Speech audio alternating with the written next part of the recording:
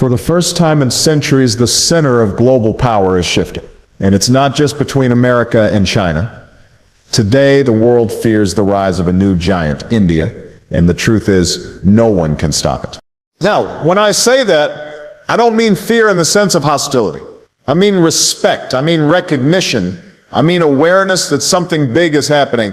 If you look around the world, from Washington to Beijing, from Moscow to Brussels, everybody is watching India right now, and they are asking themselves one question: how is this going to change the future of the world order?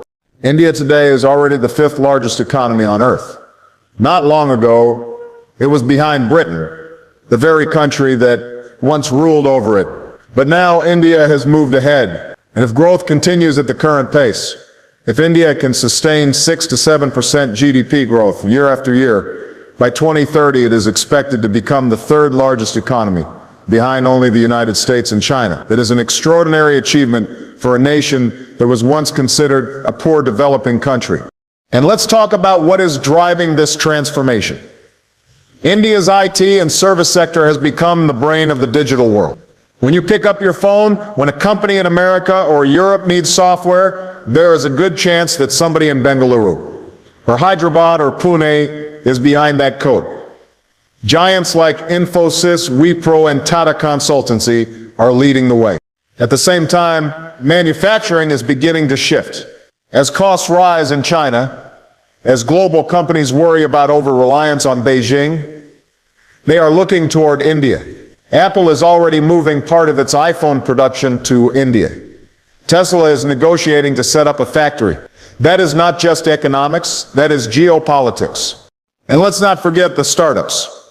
India now has the 3rd largest startup ecosystem in the world, after the US and China. Every year, new unicorns are born in fintech, edtech, healthcare, and green energy. And behind this is a growing middle class, hundreds of millions of people entering the consumer economy, buying cars, smartphones, homes.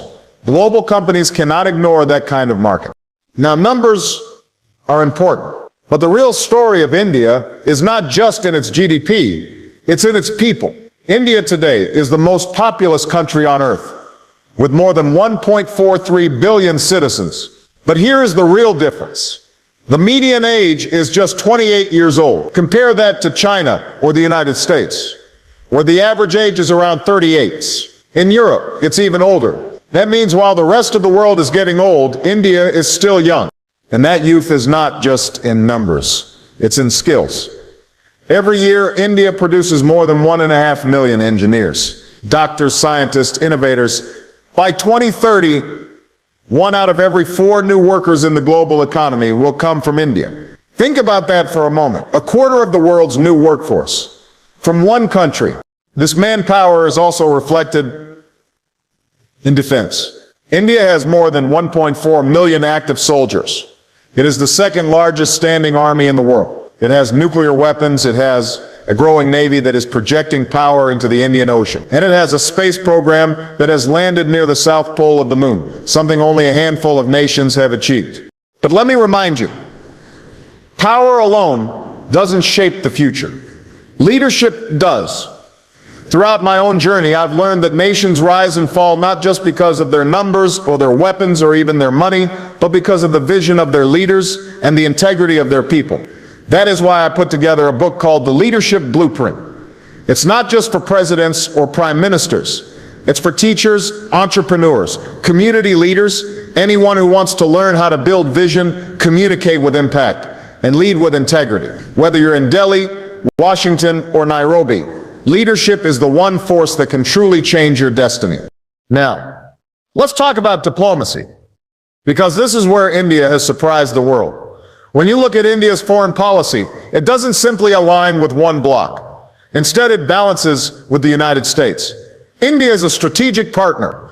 It is part of the Quad, along with Japan and Australia, working to secure the Indo-Pacific and counter China's growing influence. India has signed defense deals with Washington worth billions of dollars. At the same time, India maintains deep ties with Russia. It buys more than 40% of its military hardware from Moscow. And since the Ukraine war, it has become one of the largest buyers of discounted Russian oil. That has helped keep Russia's economy afloat even as Western sanctions tried to isolate it. And then there is China. Relations are tense. There are border clashes along the Himalayas. There is competition for influence in Asia, in Africa, in the Indian Ocean. But at the same time, China is India's second largest trading partner. That is a complicated relationship, rivalry and partnership in the same breath. India also has strong ties with the Gulf states for energy security and with Africa, where it is investing in infrastructure, healthcare, and technology. In many African countries, India is seen as a friendlier alternative to China's Belt and Road projects. On the global stage, India is a leader in the G20, in BRICS, and it has long pushed for a permanent seat on the United Nations Security Council. What this means is simple.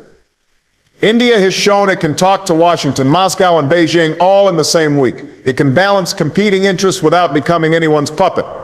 And that is what real strategic independence looks like. Now, if we step back and look at the broader picture, we see comparisons. China for decades was the story of unstoppable growth. But today, China faces a slowing economy, massive debt, a property crisis, and an aging population. Its authoritarian model also faces global pushback. India, by contrast, presents itself as a democratic alternative. Messy at times, noisy at times, but still a democracy with free elections, a vibrant press, and an independent judiciary. That gives India a kind of moral weight that China lacks. The United States is still the largest economy and the most powerful military in the world, but it knows it cannot face the challenges of the 21st century alone. Climate change, terrorism, artificial intelligence, supply chains, these are global issues. And so America sees India as a natural partner, not just to balance China, but to help shape the future. Russia, meanwhile, is struggling. After invading Ukraine, it has faced sanctions, isolation, and battlefield setbacks.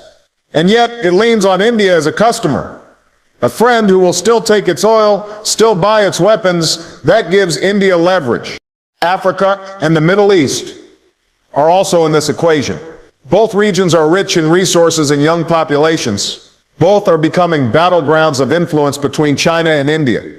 The Gulf is critical for India's energy, and Africa is where India is investing in trade, education, and technology. But beyond the economy, beyond the manpower, beyond the diplomacy, there are hidden strengths. India has nuclear weapons. It has a space program that is now respected worldwide. Chandrayaan-3 was not just a scientific achievement. It was a statement that India belongs in the club of space powers. India is also a leader in digital technology. The UPI system, a platform for digital payments, processed more than 11 billion transactions in a single month. That is more than any other country on earth. It shows how India can leapfrog old systems and create its own solutions. In energy, India is investing heavily in renewables.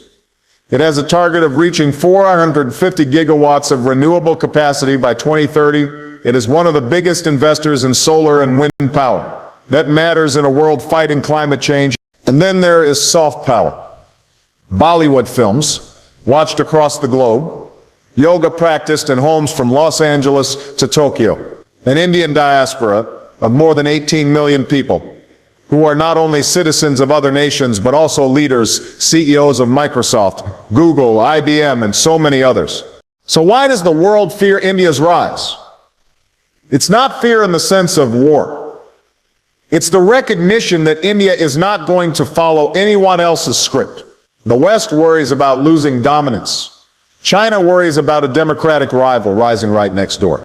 India's independence, its refusal to fully align with any one bloc, means that it plays by its own rules. And that makes it unpredictable. It challenges the old structures of power where the United States and China were expected to be the two poles. Instead, we are moving toward a multipolar world, where India will stand as a center of gravity in its own right. The question then is no longer if India will rise. The question is how the world will adapt when it does. Because in the end, the rise of India is not just India's story. It is a story about how billions of people with resilience and determination can reshape the world. And it is a story that teaches us all. If you want to change your destiny, you must learn to lead. That is the lesson. That is the truth. And that is why the world is watching India now.